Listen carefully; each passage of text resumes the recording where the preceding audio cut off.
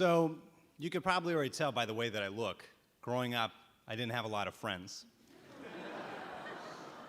But I did have one real good friend, and that was my grandfather. I don't know if he had a choice in the matter, but he was definitely my best friend. And he was this really epic, larger-than-life kind of guy. He looked like an Indian version of Clint Eastwood or something. He had this big gray beard, he wore this giant turban, and he had these incredibly intense, gigantic hands that were somehow the most comforting hands I'd ever known that carried me all my life. But they were also, in a way that I didn't understand, also the most rough and callous hands that I'd ever seen. And wherever my grandfather went, I went. So this one day, he went to the market, and I came home with him, and we brought this goat home, a super cute goat. And it was like my first OMG moment, because as a 4-year-old, I loved eating meat, but I didn't know how they produced meat until that day. And my grandfather demonstrated this to me, and as we sort of got into the end of the process, he's just chopping up this meat. He's just like, chop, chop, chop, chop, chop, chop, and he goes right through his thumb. Yeah, that's what I did too, right? So we're together on this. So my heart was beating out of my chest, my little legs are shaking, I'm about to pass out. And my grandfather looks up at me and sees this, and he just puts his thumb in the palm of his hand, closes it, so the blood is just leaking down like this now. And he just goes, shh, Nika, don't worry, and don't tell your mother.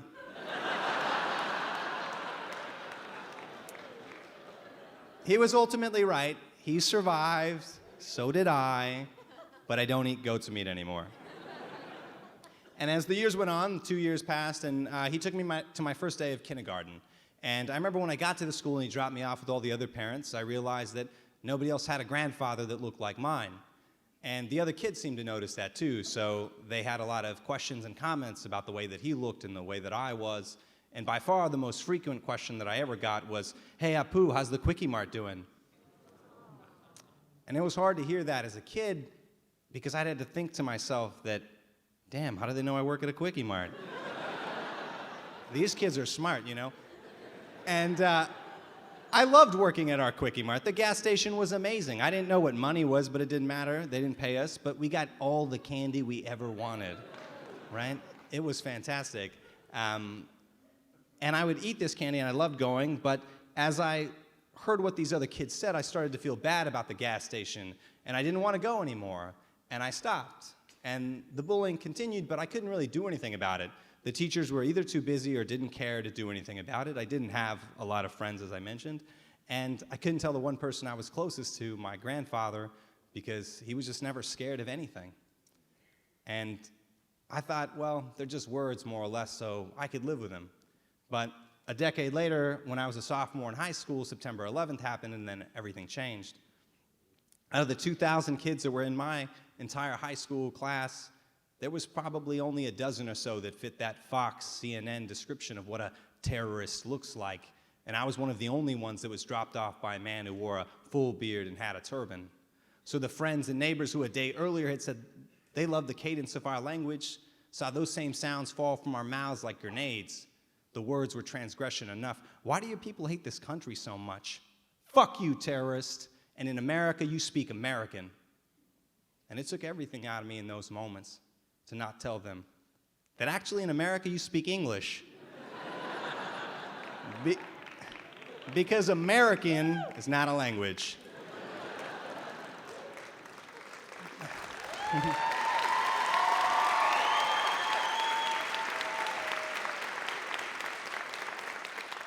But I got their message, and I did what they said. I cut a steel bracelet that all six wear from around my wrist. I kept my face shaved clean and my hair real short, and I tried not to speak Punjabi in public, and I tried my best not to speak it at home either. Instead, I wore camo shorts, because I thought that was American. And then when I got a car, I got a Chevy white pickup truck, like every country song you've ever heard. And then I did one sort of exception, because the neighborhood I came out of was a little bit different, so I started to also rap. And the most memorable rap song performance I did was in my junior year. I went in front of my class and I did this Dick Cheney-style Republican rap, where I said something like, yo, I don't know where you think you've been hiding, but America's gonna find you, Bin Laden. It was not my best literary moment. And I know you're laughing at me than with me at that, and that's okay. But at 16, it killed. Everybody loved it, and a year later, I put out a demo. And then as I kept doing music, yeah, it was also comedic, I guess. And you must have listened to it. So as I went on, I ended up getting a nickname, Nick Bygone. And I loved that name because it had come out of my music and my career, so I kept it. But I realized as a brown guy, I still needed to lighten up, so I tried to find my sense of humor. And in that junior year, when Halloween rolled around, the war was still raging, so I went into my grandfather's room and I took one of his turbans without him noticing, because everyone had always said I dressed up or I looked like a terrorist. So I said, fuck it, I'll be the baddest terrorist there ever was. When I got to the Halloween party, I was dressed up like Osama bin Laden, and I was throwing baby powder anthrax at everybody, yelling, "Death to America!" They loved it. They did. It's okay. You can laugh. It's okay. You don't have to feel bad, okay? So they loved it so much that I even got the heavenly virgins I was promised for my martyrdom. Because a sexy doctor, a Pikachu, and a slutty carrot came and stood next to me for photos. I finally felt like I had a group of friends I could fit in with. But all of those changes made it harder for me to go out with my grandfather, because we would always have that experience. That one, like when we were in Target and we were walking down, and there's those 3 people behind us, and they were saying that he was a terrorist, that he should leave this country, and they were calling him Osama bin Laden. My grandfather couldn't hear them, and even if he could, he couldn't understand what they were saying, but I did. I heard everything they said, and I knew what it meant, and I wanted to annihilate them. But even if I did do something, I couldn't take them all. But if I hit one of them with something and somehow did, I knew that I would just be arrested, and that wouldn't bother me so much, but I knew they would also arrest my grandfather, and then they would make him remove his turban, something that Sikhs never do in public. And so I just held in that rage and that anger and that shame. But then I figured a way out of it. I figured a way out of having to feel those things, and that was by not going out with my grandfather. When he had asked me to go out with him, I would just tell him that I got too much homework to do, or I'm really busy, or we'll go tomorrow, and then the next day would turn into the next day. And I continued to do that. And the years rolled on, and I became more politically radicalized as I started to read Ayn Rand. Atlas Shrugged is a really long book, too, so it takes you a while. But by accident or by fate, at 21, I found Noam Chomsky. Now, yeah. If you ever want that free market, fanatical, imperialist, capitalist zapped out of you, just read some Chomsky. Because a year later, I was traveling around the country working for Ralph Nader. And then a year after that, I came back home, and I was 23, and I started to pursue my college education.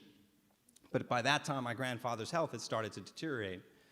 And by 24, I was doing rotations with my grandmother, staying up with him at night, feeding him, bathing him, and watching him sleep while I did my homework. And then one morning, my grandmother and I are chasing an ambulance that's carrying my grandfather. When we get to the hospital, the doctor says that he's lost 95% of his lung capacity, but we can keep him alive. We're just going to switch him to a different oxygen machine, and to do that, we're going to need to shave his beard. And so I hear that, and I'm optimistic because that's the best news I've heard all day. And I go up to my grandfather, and I tell him, "Bapuji, they just need to shave your beard so that you could breathe." And he shakes his head, "No." And I think he doesn't understand me because my Punjabi has been broken from years of neglect. So I say it again, "Bapuji, they need to shave your beard so that you could breathe." And then he shakes his head, "No." And I'm starting to get anxious at this point because he's straining to breathe for the last hour or two. And so I tell him in the most direct and honest way I possibly can, "Bapuji, they need to shave your beard so you could breathe or you will die." And he looks up at me, and I see those words sink into him as he sits up. And then he says, "Then let me die, grandson." And I hear my grandmother shout from the back of the room, "Don't leave me all alone." He says for her to be strong. And then sensing that fear in me like all those years before, he grabs my hand and says, "Now take me home." I promise him that I will, but I know he'll never leave that room. So we formed 4 walls around him of flesh and blood, our portraits hung with sadness, but with love.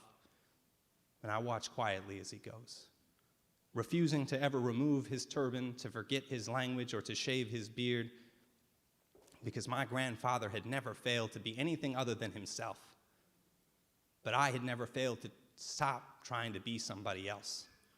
I had tried to forget the content of my culture. I said it was antiquated and useless for a modern world. I didn't want to remember the tone of my tongue. I said it bothered me. The tonal inflections made me bow my head. I tried to wash away the shades in my skin. I wore full-sleeve shirts in 100-degree weather. All for what? For a few token privileges so that I could fit in, so I could feel American, so I could get that sense of pride when someone would look at me and say that you look like you're mixed with a little bit of white. But I'll never be white, and now I'm not so sure I'll ever know how to be a Sikh either. It was 3 years after that day that I finally took back my birth name, Nika Singh Randhawa. There was another year after that that I finally had the courage to grow out a full beard. And it was another 6 months after that that I finally wore a turban for the second time, but this time as a mark of my culture and not as some ironic costume. And I wore it for a full year before I felt like I could finally take it off. And in that time, I learned to know my grandfather by being like my grandfather. So when people would look at me and say, why do your people hate this country so much? Fuck you, ISIS, and why don't you go back home to Islam? I would remember my grandfather, and I would bite my tongue and not tell them that actually Islam is not a place that one can go to. But I'd be willing to try if it meant I could see my grandfather again. Thank you.